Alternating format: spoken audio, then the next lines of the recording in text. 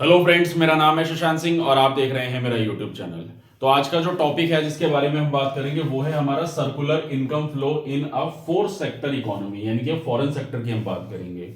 तो अब तक हम लोगों ने वीडियोस में क्या क्या पढ़ा? पहले हम लोगों ने टू सेक्टर इकोनॉमी को पढ़ा, जिसमें हम लोग सिर्फ हाउस होल्ड और फाइनेंशियल मार्केट और फर्म बिजनेस फर्म्स को हम लोग पढ़ रहे थे। फिर हमने थ्री सेक्टर मॉडल पढ़ा, जिसमें हम लोगों ने गवर्नमेंट का इंटरफेरेंस पढ़ा। और अब हम इस चौथे मॉडल में, तो अब इस चौथे मॉडल में हम लोग क्या पढ़ेंगे? हम लोग जानेंगे हमारे फॉरेन कंट्रीज के बारे में, यानी कि हमारे इंपोर्ट और एक्सपोर्ट। तो इंपोर्ट और एक्सपोर्ट जब होता है तो अब यहाँ पे इंडिविजुअल मार्केट को ना समझ के एक्सपोर्ट इंपोर्ट पढ़ेंगे, तो उससे किस तरीके से हमारा फंडिंग होती है, किस तरीके से हम लोग इन्वेस्ट ज्यादा करेंगे या बोरो ज्यादा करेंगे, तो वो हम सारी चीजें अब हम इसमें पढ़ेंगे। ठीक है ना? अब ये थोड़ा सा डिफरेंट होगा बाकी की दो वीडियो से। क्यों? क्योंकि यहाँ पे फॉरेन कंट्री आ गई तो थोड़ा एक्सपोर्ट इंपोर्ट का कॉन्सेप्ट आ गया।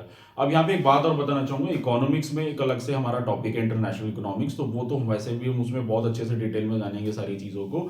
तो फिलहाल अभी के लिए बस आप थोड़ा बेसिक जो है वो बता देता हूँ, उसमें क्या क्या चीज़ें होती हैं, हम लोग क्या पढ़ेंगे। देखो वही डायग्राम है, आगे कंटिन्यूटी में चल रहा है। अब इसमें जो एड ऑन हुआ है वो ये है हमारी फॉरेन कंट्रीज। तो फॉरेन कंट्रीज के साथ हम लोग क्या करते हैं? एक्सपोर्ट इंपोर्ट करते हैं। एक्सपोर्ट का मतलब हुआ हम कोई भी सामान है अपने देश में बनाते हैं और उसको बाहर की कंट्रीज में बेचते हैं, और इंपोर्ट का मतलब हुआ कि बाहर की कंट्रीज का सामान हम लोग खरीदते हैं। ठीक है ना? तो होता क्या है कि देखो फॉरेन कंट्रीज है, एक्सपोर्ट कर रही है बिजनेस फर्म को और वहां से इंपोर्ट भी कर रही है सामान। ठीक है ना? और हाउस होल्ड के साथ क्या डील कर रही है? हाउस होल्ड बाहर की कंट्रीज में क्या दे रहे हैं? Export man power. यहाँ के लोग बाहर जाके काम करते हैं, फिर वहां से उनको डॉलर में पैसा कमा के आते हैं लोग, होता है। ठीक है ना? तो रेमिटेंसेस मिलते हैं उनको। तो ये तो हुआ डायग्राम जिसको हम लोगों ने समझा। अब इस टॉपिक का ना बेसिक जो क्रक्स है, यानी कि जो बेसिक चीजें हमें समझनी है, वो एक्सपोर्ट इंपोर्ट के कॉन्सेप्ट को समझना है। तो होता क्या है देखो, अब यहाँ पे आते हैं हम लोग। तो एक्सपोर्ट को हम लोग डिनोट करते हैं एक्स से, इंपोर्ट को हम डिनोट करते हैं एम से। ठीक है ना? ये तो हो गया इसका इकोनॉमिक्स का टर्म। अब आता है देखो, जब हमारा एक्सपोर्ट यानी कि एक्स जो होता है, जब वो एम से इंपोर्ट से ज्यादा होता है, यानी कि हम लोग एक्सपोर्ट ज्यादा कर रहे हैं और इंपोर्ट कम कर रहे हैं, तो हम लोग कहलाते हैं ट्रेड सरप्लस। और एक्सपोर्ट कम कर रहे हैं और इंपोर्ट ज्यादा कर रहे हैं तो हम लोग ट्रेड डेफिसिट कहलाते हैं। ठीक है ना? लास्ट पढ़ो मैंने बताया था फिजिकल डेफिसिट, यानी कि जब चीजें कम हो जाती है नेगेटिव में। अब कैसे होती है, क्यों होती है, वो मैं समझाता हूँ।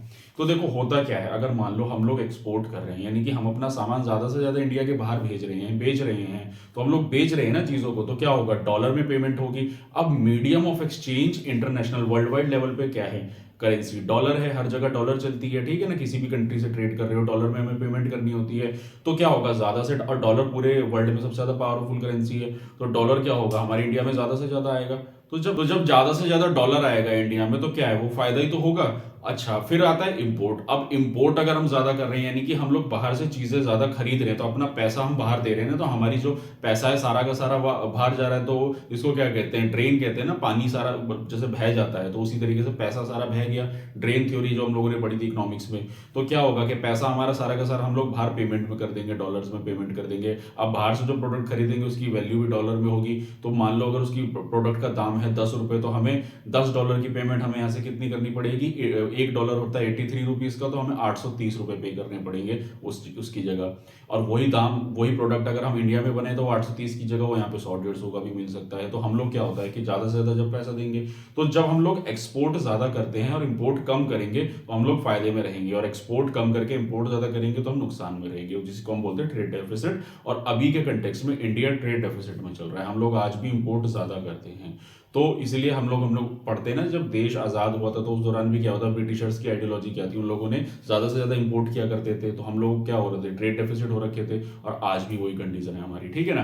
तो इसलिए ट्रेड डेफिसिट होता है। तो फिर उसके चलते हुए क्या होता है कि अगर मान लो ट्रेड सरप्लस है अगर हम लोग, तो ट्रेड सरप्लस के केस में क्या होगा? कैपिटल आउटफ्लो बाहर की कंट्रीज में ज्यादा जाएगा। अब इसका मतलब ये हो गया कि अगर हम लोग ट्रेड डेफिसिट होते हैं तो हमारे पास पैसा ज्यादा है, तो बाहर की कंट्रीज को फिर हम लोग लोन दे सकते हैं। तो यहाँ पे एंट्री होती है फाइनेंशियल मार्केट की। Financial market, international financial market, जिनसे लोन लिया जाता है, जो वर्ल्ड वाइड लेवल पे काफी सारी कंट्रीज को लोन देती हैं। अब हम ही लोग अगर ट्रेड सरप्लस में आ जाएंगे तो हम लोग क्या करेंगे? लोन देंगे बाकी कंट्रीज को कि ठीक है हमारे पास पैसा है, उस पैसे से फिर हम और पैसा कमाएंगे। लोन देंगे तो उससे तो हमें रेट ऑफ इंटरेस्ट मिलेगा। ठीक है ना? लेकिन अगर हम लोग ट्रेड डेफिसिट में आ जाते हैं, हम या कोई भी कंट्री, तो फिर क्या होगा? हम कैपिटल इनफ्लो, यानी कि पैसा जो है हम बाहर मतलब पैसा जो होगा क्या कहते हैं फिर हम वहां से लेंगे ज्यादा लोन के तौर पे, तो उसमें क्या होगा, हम ही लोगों को और बर्डन पड़ेगा, क्योंकि लोन पे पैसा लेंगे ज्यादा रेट ऑफ इंटरेस्ट पे करना पड़ेगा। ठीक है ना। तो ये इसमें कॉन्सेप्ट होता है एक्सपोर्ट और इम्पोर्ट में। ठीक है, तो यहाँ पे हम लोग बात करें एक्सपोर्ट इम्पोर्ट की, तो इसमें बस यही आता है कि एक्सपोर्ट इम्पोर्ट में कि ट्रेड सरप्लस होगा तो हम लोग लोन देने की स्थिति में है, और अगर ट्रेड डेफिसिट होगा तो हम लोग लोन फिर लेना पड़ेगा हमें देने की बजाय, तो उससे हम लोग लॉस रहता है। तो एक्सपोर्ट इंपोर्ट में हमेशा पॉजिटिव साइड ये देखना चाहिए कि हमारा एक्सपोर्ट हमेशा ज्यादा होना चाहिए, तभी इकोनॉमी अच्छे से रन कर सकती है। और एक कॉन्सेप्ट और बताऊंगा, एक होता है ओपन इकोनॉमी, एक होती है क्लोज्ड इकोनॉमी। तो क्लोज्ड इकोनॉमी में होता है जब हम लोग एक्सपोर्ट इंपोर्ट नहीं करती है, कोई कंट्री अपने ही कंट्री में ट्रेड कर रही है, और ओपन इकोनॉमी होती है जब वो अपनी इकोनॉमी को खोल देती है, जैसे इकोनॉमिक हमारा ग्लोबलाइजेशन लिबरलाइजेशन जो इकोनॉमिक रिफॉर्म आया था 1991 में। ठीक है, उसके रिगार्डिंग वीडियो देखना चाहते हो तो वो भी अवेलेबल है मेरे चैनल पे। ठीक है ना। तो इकोनॉमिक रिफॉर्म आया था तो जिसमें क्या होता था कि लिबरलाइजेशन ग्लोबलाइजेशन मतलब पूरी इकोनॉमी को खोल दिया, एक्सपोर्ट इंपोर्ट किसी भी कंट्री से करो ट्रेड को बढ़ावा देने के लिए। ठीक, तो ये था टॉपिक बस छोटा सा, और इसका ये फॉर्मूला है कि y equals to consumption investment government और x माइनस m, ये हमारा होता है फॉर्मूला किसका, एक्सपोर्ट और इंपोर्ट का। ठीक, तो बस ये छोटा सा टॉपिक था, इसमें यही चीज थी और इससे ज्यादा कुछ नहीं था। तो ये था हमारा टॉपिक जिसमें मैंने सर्कुलर फ्लो ऑफ इनकम को मैंने पूरा का पूरा कंप्लीट कर दिया है, अच्छे से समझा दिया है। होप आपको सारी चीजें अच्छे से समझ में आ गई होंगी। अब हम अपनी अगली वीडियो से नए टॉपिक्स की तरफ बढ़ेंगे और आगे की तरफ शुरुआत करते हैं, जो भी चीज़ हम लोग करेंगे। तो यही था मेरा आज का टॉपिक। तो अगर आप लोगों को मेरा काम पसंद आ रहा है, अगर आप लोगों को मेरी वीडियो अच्छी लगी है, तो मेरे चैनल को सब्सक्राइब कीजिए, मेरी वीडियो को लाइक कीजिए और कमेंट कीजिए, और साथ ही साथ इसको शेयर भी जरूर कीजिए। तो आने वाले समय में आपको और ऐसी इंफॉर्मेटिव वीडियोस मिलती रहेंगी। तो आज के लिए इतना ही, मिलते हैं नेक्स्ट वीडियो में। Thank you very much.